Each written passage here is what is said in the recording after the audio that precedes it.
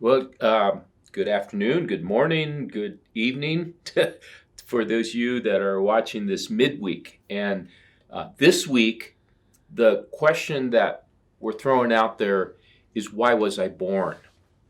That's kind of a critical question for all of us to be asking. And when I used to do groups with kids that were getting into trouble, was very interesting. But we used to do an exercise with them, and I would give them an assignment. I want you to take a couple minutes, and I want you to write your own obituary. And it seems a little like kind of morbid to think about this, but I want us to think, what would you want written in your obituary? If you died tomorrow, what do you want people to say about you? I I don't think there's many of us that would say, I really want people to say, dang, he really had a cool truck. Or you're not going to want people to say, oh, her wardrobe was amazing. Did you ever notice her shoes? I mean, really, is that what we want? But what if they said things like, I wouldn't know Jesus if it wasn't for, put your name there.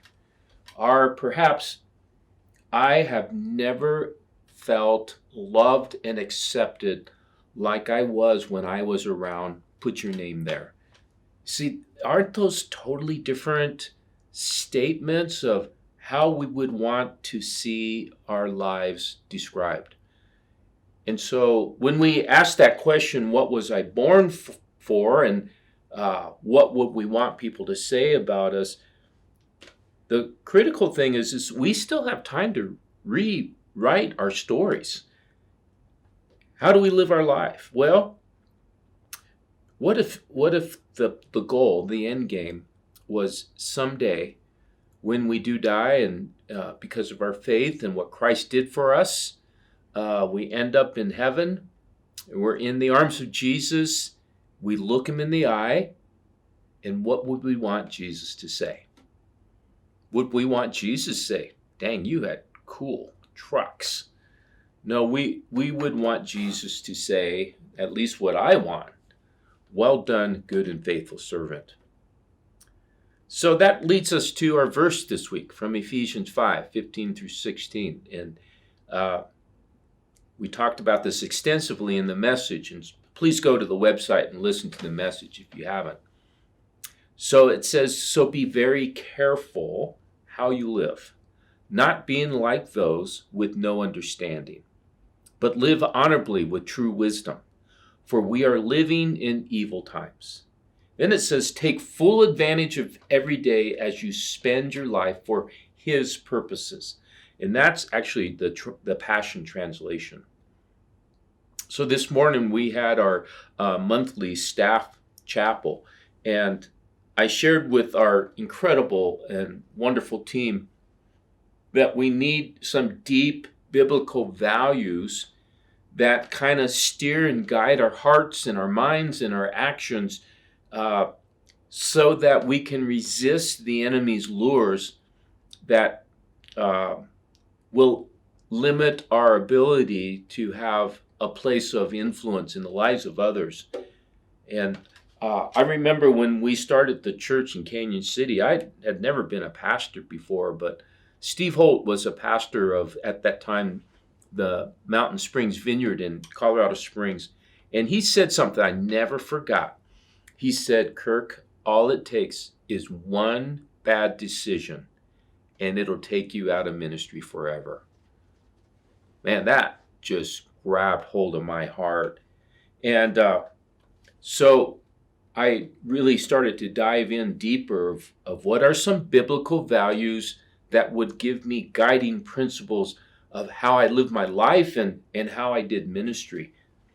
And so it was one of those times that I stopped, I looked, and I began to listen to the Holy Spirit speaking to me.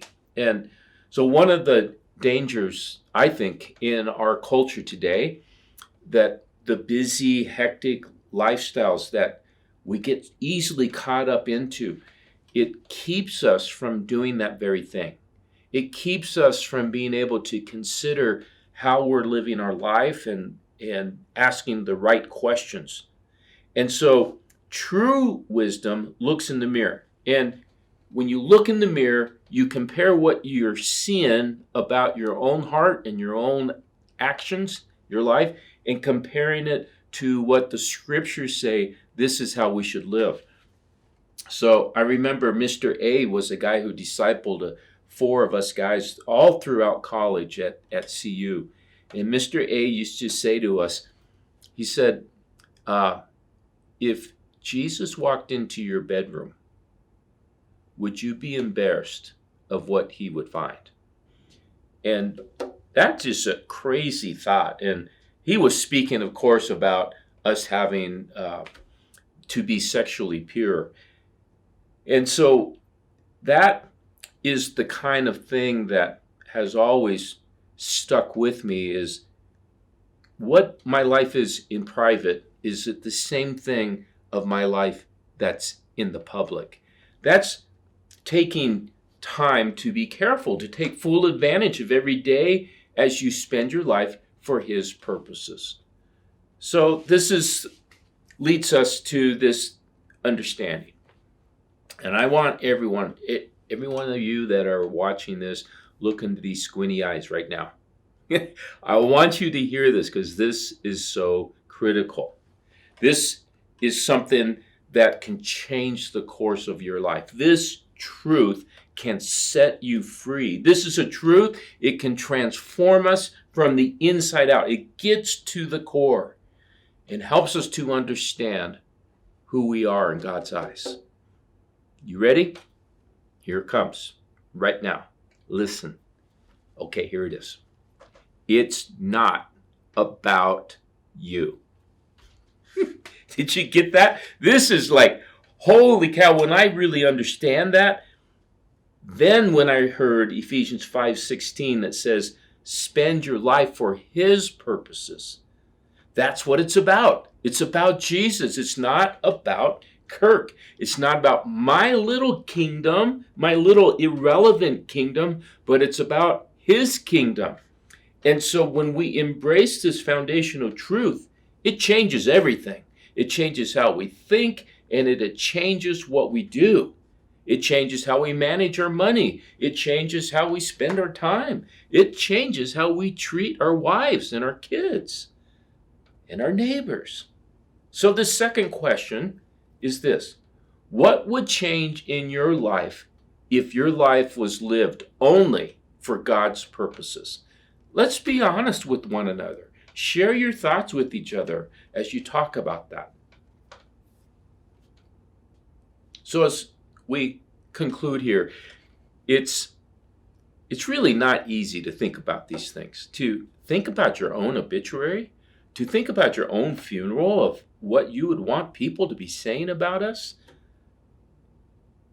But when we think about those things and we compare it to what it would look like to live our life for his purposes and not ours, I think that will help us to do what Paul said in Ephesians 5, to be very careful how we live, not being like those who have no understanding, but live honorably with true wisdom, for we are living in evil times. Take full advantage of every day as you spend your life for his purposes.